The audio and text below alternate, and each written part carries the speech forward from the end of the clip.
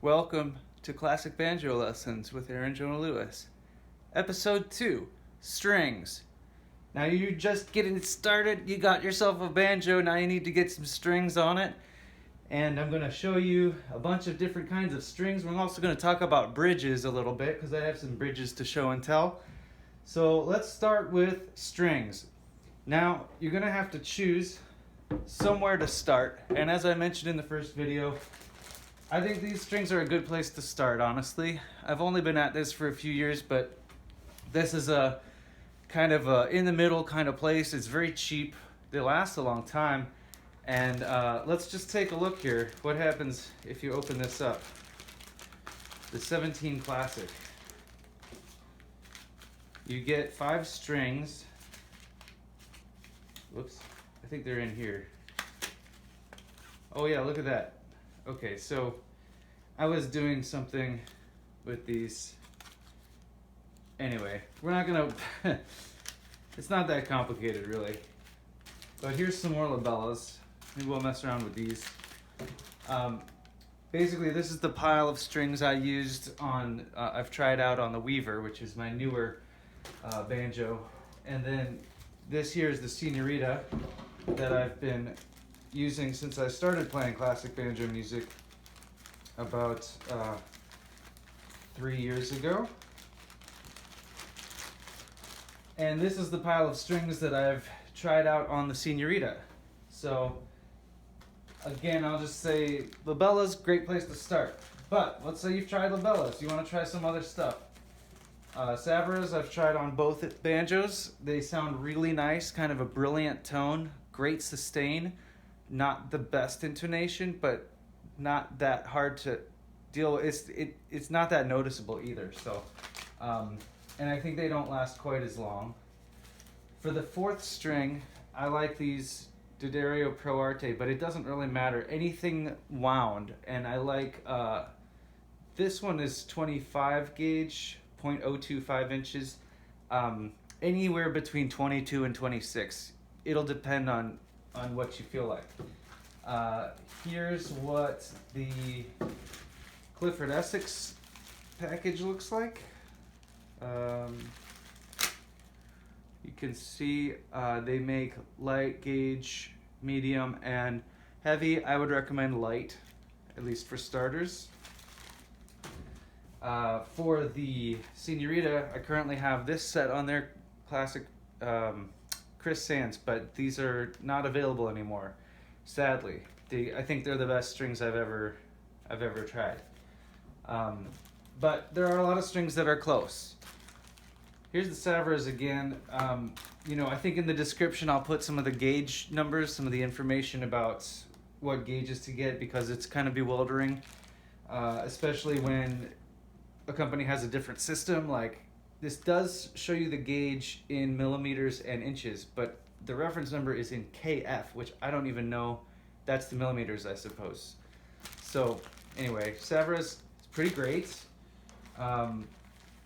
It's also possible that the strings, this is 1 meter, no problem for the Senorita, but I think if this Senorita is maybe the neck is like an inch or so shorter than a lot of people have, so it might be an issue getting it to reach. I don't know, I think there's maybe 1 or 2 others I've tried, but not especially worth mentioning. Let's talk about how to put new strings on, because when you get a string, let's see, we're gonna play with, it doesn't really matter. When you get a string, I'm gonna show you using this piece of string because it's bigger and easier to see. It'll just be a piece of string. It'll be a nylon, and how do you get it to stick on your banjo? Very easy way of doing this. Make a loop like this, just a loop, and then do a half hitch with the loop, just like the most basic kind of knot that you know. That's all. It just needs to be big enough that the hook can fit in it. So I'll show it again.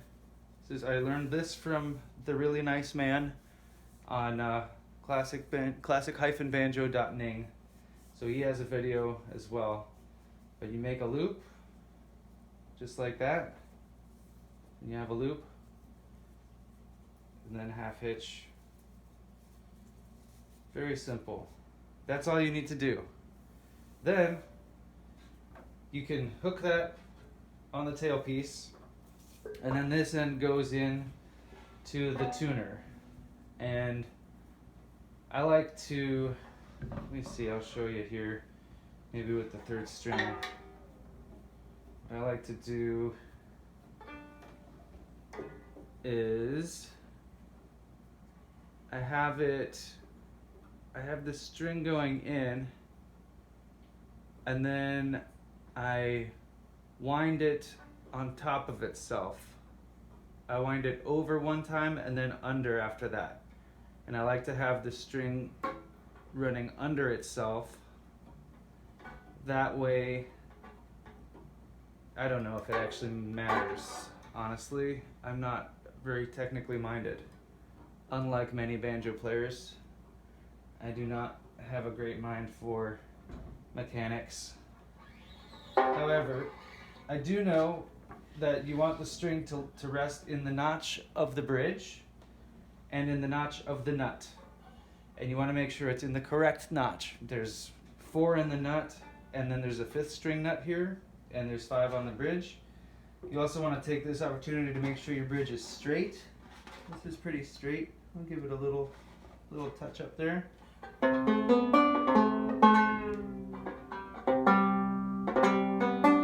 Always check the intonation.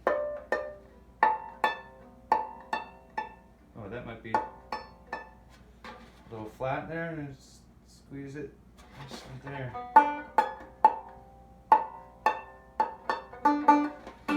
Okay, that's great. So that's pretty much it for putting strings on. I'll just take a second and show you some of these bridges. Now, this is a bridge a friend of mine made for me, and I love the care with which he did this.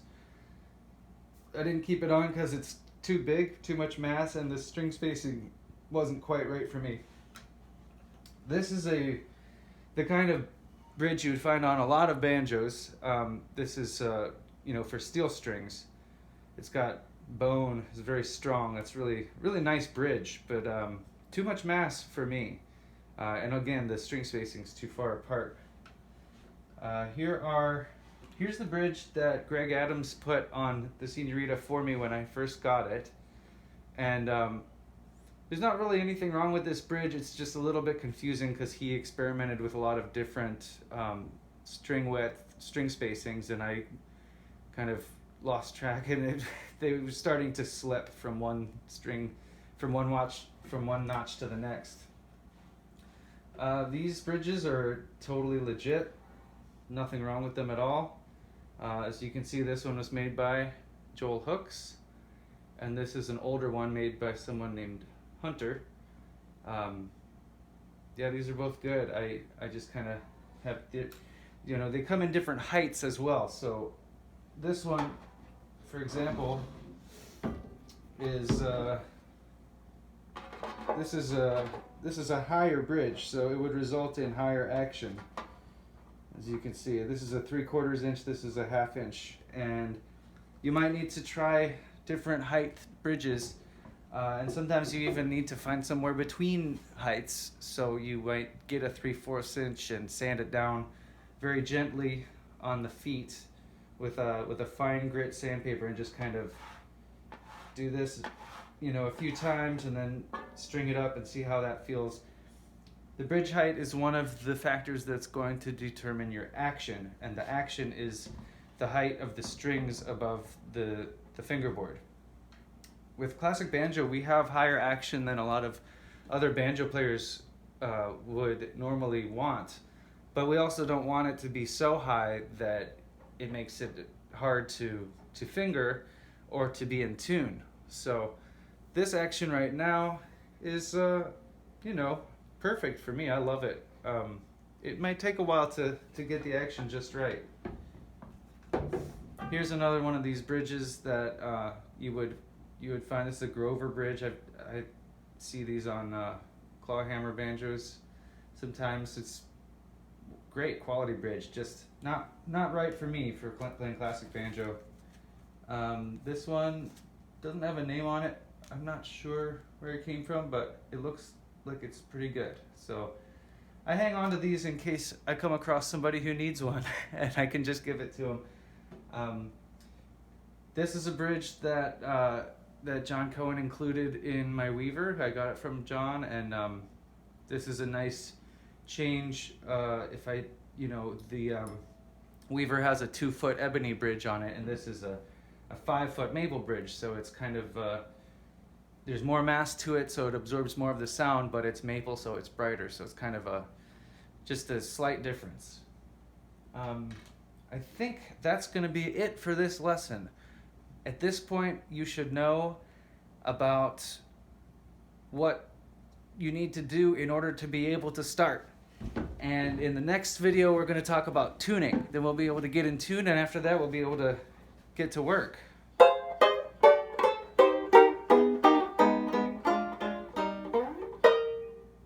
Thanks.